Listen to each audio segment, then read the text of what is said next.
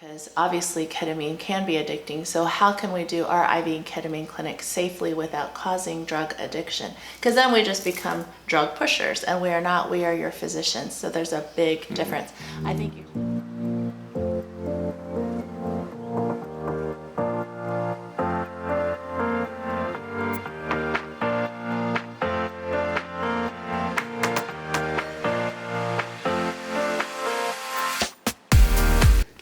Hi everybody, welcome to J&J House Call. My name is Dr. John Lucio. I practice integrative medicine and pain management in Jefferson City, Missouri. This is my wife.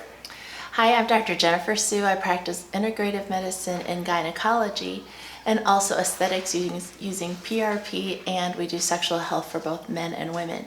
But today we want to talk about just forget everything your friends or you've heard about ketamine. I mean, the other day on Instagram, and before we begin, please subscribe. We really appreciate all of you subscribing and supporting us and all your great questions that you leave for us. Very, very intelligent group of community that we have, and we'd love for you to join. So please hit that red subscribe button and hit that notification bell so you know when we've uploaded our next video. And if you want to just hang on to the end, you'll see why we've been gone for a while. We've done a lot of different trips and a lot of different workshops to learn more for our patients. But most of all, we got a new puppy. So if you just want to hang around for just a few clips of him, his name is Boomer. He's an English lab. Just stay tuned till the end. But just the other day on Instagram stories, I saw a girl that was about to get ketamine IV drips. And they're done at IV drip clinics like we have.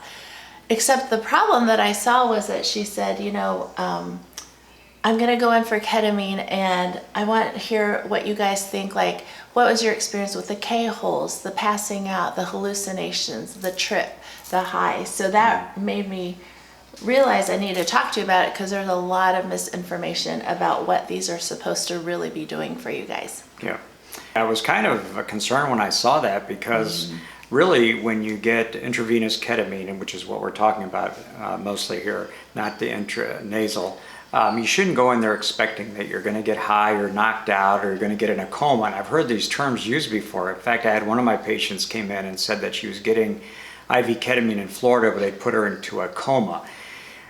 To be honest, that there are no studies that show that those really super high doses are any more effective than lower doses. And not only that, but they take longer to administer. You're in the clinic for 3 to 4 hours, and it's much more expensive.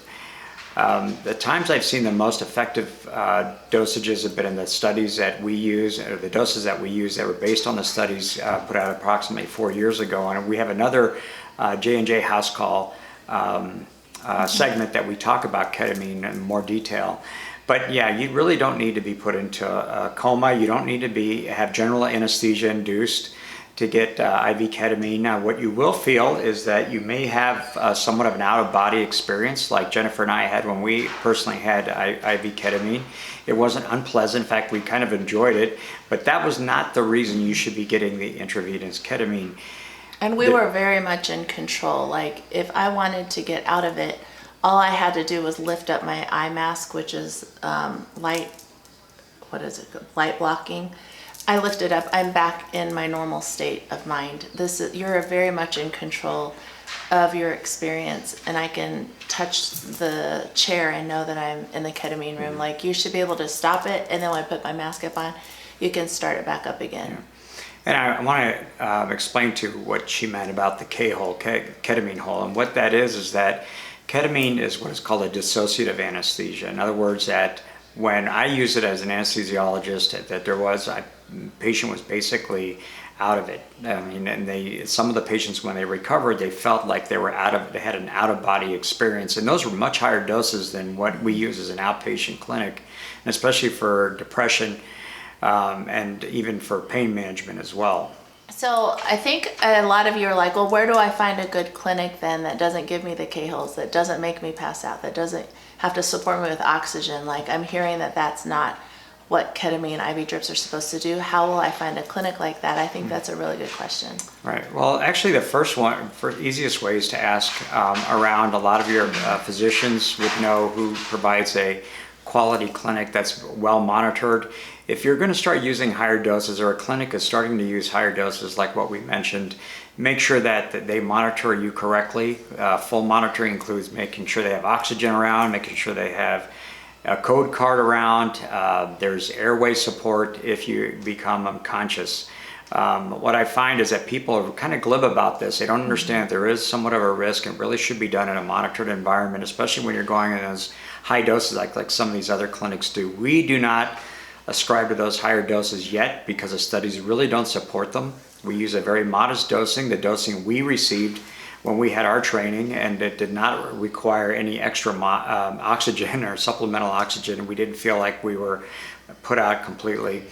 But ask the individual what their background is. If you get a physician who has really very little formal training in how to use ketamine, how to handle the side effects, you might want to question whether that clinic is legitimate or not.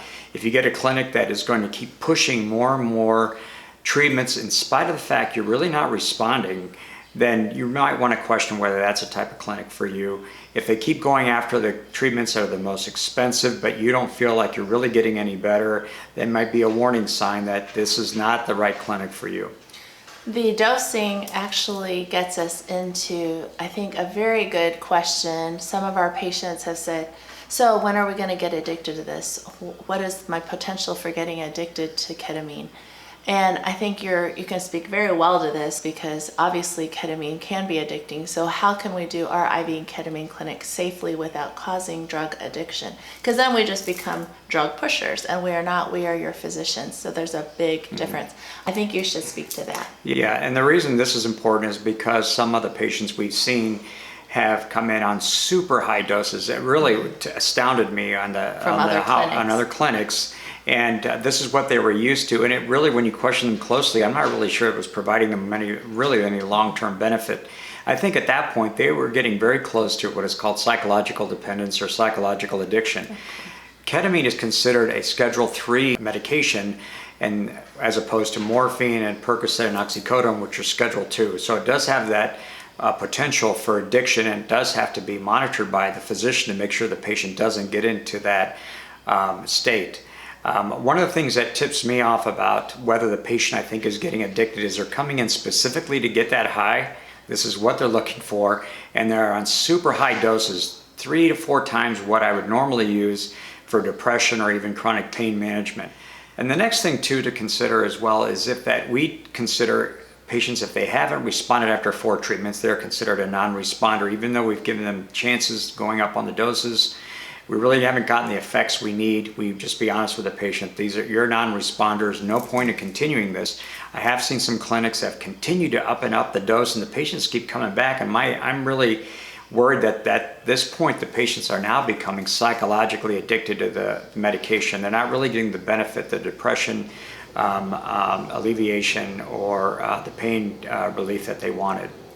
The idea behind our training in ketamine is not to have the ketamine be your crutch. Each treatment should allow you to make a life choice that makes your life better, that you just cannot make when you wake up day after day with the same old thing. And that's why depression is so debilitating, is that every day you wake up with the same thing over and over. And this gives you just a glimpse of hope during the treatment that you don't usually feel, so that you can make that change in your life. We want you to make the change. We're not wanting the drug to change you. So that's a huge difference with our quality of IV ketamine, which I think is I guess we just like that better than other clinics. Yeah, it gives a patient more control. Right. All right, that's it for today, everybody. Thank you for joining us. It's so nice to see you again. And if you have questions, leave them in the comments below. There can be other people that can help you with your question, and we'd be happy to answer if we can. Yes. So long.